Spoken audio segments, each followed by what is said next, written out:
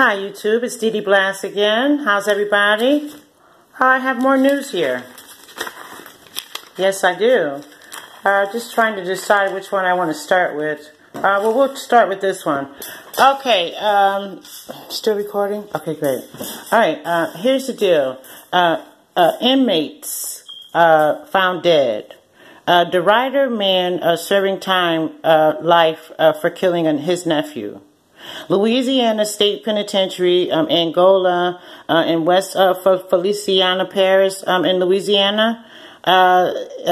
Derider man serving a life sentence for murder of his 4-year-old nephew was one of the two inmates found dead in the Angola State Prison on Wednesday, authorities said. State Department of Correction officials said John W. Hatfield III, 31, and Kenneth Lacoste, 42, were found dead a couple of hours apart Wednesday night. The men lived on the same tier of a maximum security unit in prison.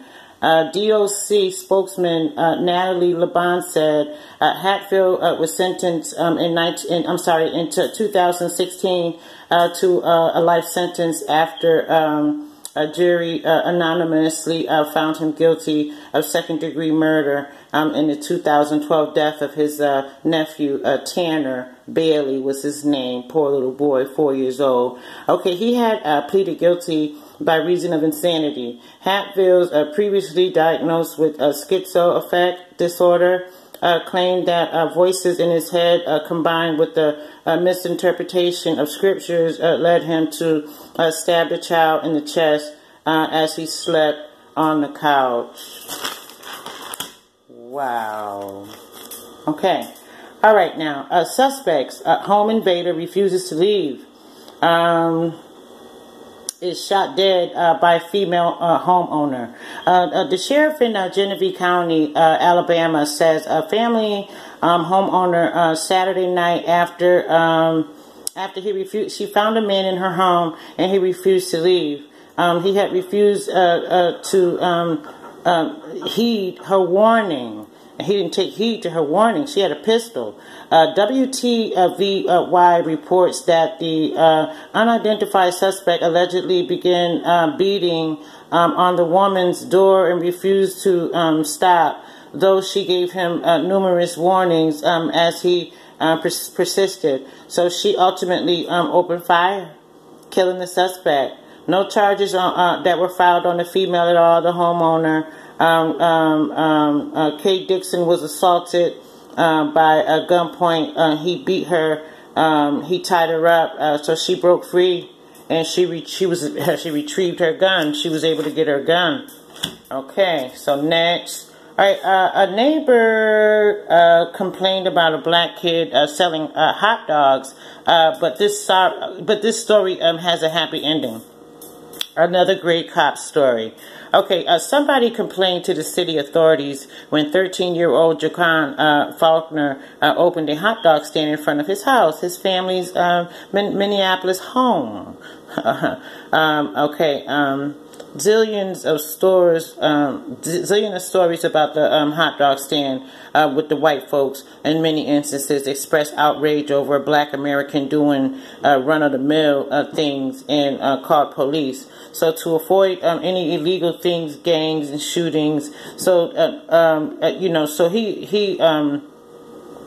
the officials were impressed that he was, making a hot dog stand to get his money instead of going to the streets to get it and doing all the wrong stuff.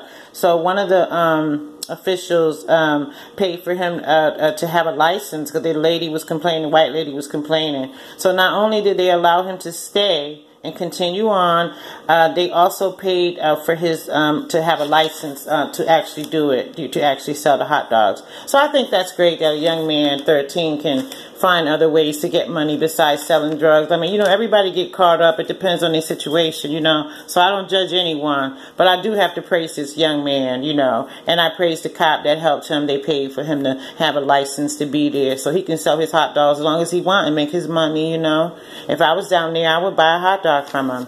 All right, this is the last story, I believe. Yeah, it is. All right, so this is the last one. Okay, these two men toked it up inside a car while a toddler was in the back seat. Police say by NH1 News, Manchester, two men smoking weed in the car with a child in the back seat have been arrested, police said. About 3:30 p.m. on Thursday, a detective saw a driver do an illegal U-turn, ran a stop sign, driving, at high speeds. See, police pulled him over, smelling weed, strong odor, as the driver rolled down the window. All that smoke came right out of that window. They were busted. Okay, so they got arrested. One of them name was Jared Coward, 20, of West Bridgewater, Massachusetts, and the passenger was a 32-year-old David Pinto of. The David Pinto really doesn't have a fixed address. He just lives where he lives. He goes wherever he can go to get a cop of, somebody, squat on somebody's couch or something. So he maneuvers himself around. All right. The 16-month-old child in the back seat was in Coward's care at the time, but is not related to him. The child's mother was notified. Coward and Pinto are charged with reckless conduct. Coward is charged, the driver Coward, he is charged with operating under the influence of alcohol and drugs.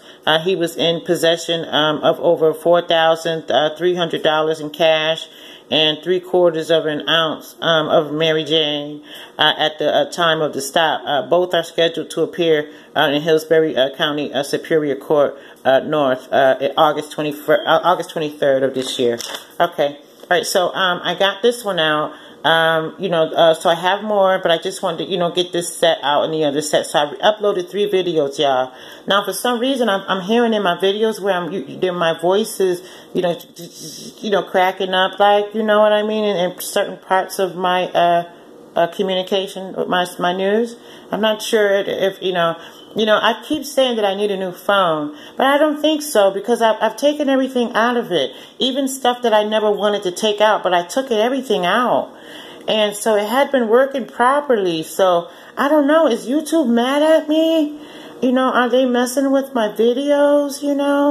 I came to YouTube because I thought YouTube was better than Facebook. I don't know, YouTube, whoever's watching my page. I'm here delivering the news. I give it to you black and white.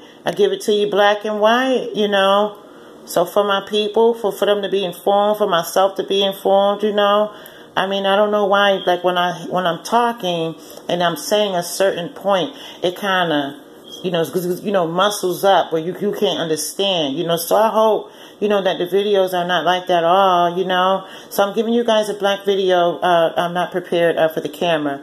So, and then I'm going to be getting ready for an early appointment for tomorrow. So in the meantime, I just wanted to get the news out, just to, have it out so you guys can be informed, pay attention, watch it. And also, too, the ugly pictures that y'all see, I don't think that's a mistake. I think that's intentionally. I think that's intentionally.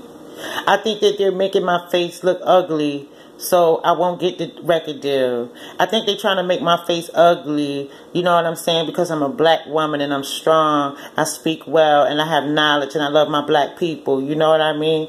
I'm pro-black, but I'm not anti-white. But I'm sorry, I'm not going to praise a dirty-ass cock. So is that why y'all mad? Now, some dude on another page called me a nigga, y'all. I laughed and gave his ass history. I didn't even get upset. Spoke and just gave it to him history. And ever since then, it seems like YouTube is mad with me.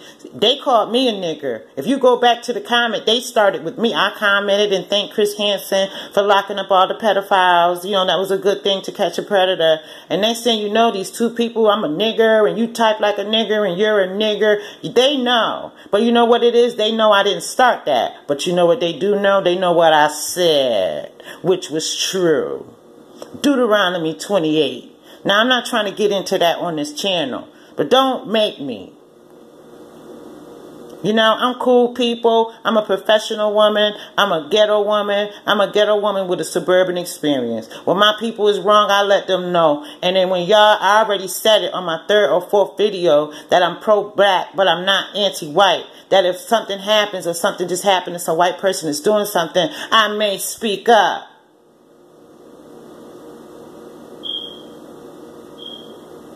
Other than that, I'm pro-black and I'm not anti-white. Have a nice evening.